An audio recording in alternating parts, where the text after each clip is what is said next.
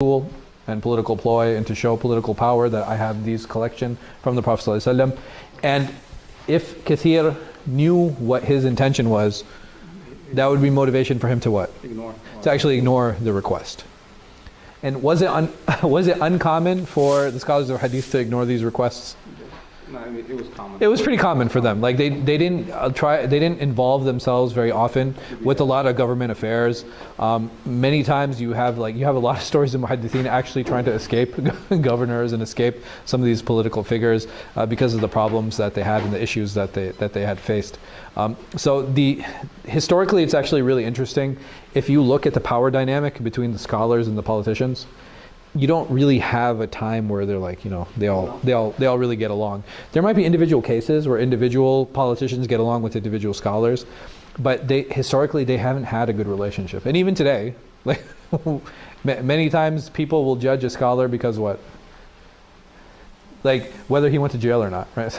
Is like, is he a real scholar? Like, did he go to jail? Okay, yeah, that's what makes a real scholar.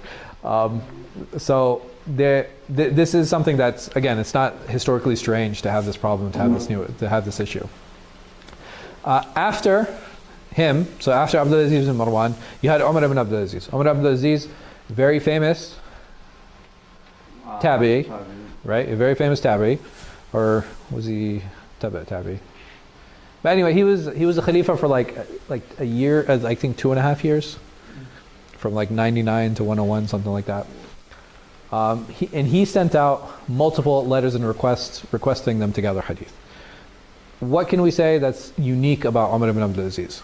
I was the best, one of the best Khalifas in that. Right, he was actually religious. Yeah, he was religious. Right, he was actually religious. He was actually pious. He actually cared about the scholars. It was said that people couldn't find him enough to give zakat at his time. Yeah, like because he was so just. He was just. He was extremely just. But again, he was only Khalifa for I think a year and a half or 2.5 years, something like that, for a very, very short period of time. I'm sorry? What happened? What happened? I have no idea. He might have been. He was probably poisoned. He was probably poisoned, man. So he passed away before the project was actually able to come into fruition. But again, you have these requests going out from these governors. You have a request going out from the Khalifa, and this gives us an idea culturally of what's happening, right? That these collections, and like we had said, these collections had already what? They had already started, right? They had already started. It's not like people were kind of sitting around and the Khalifa was like, hey, why don't we gather the hadith of the Prophet ﷺ? That's not what happened.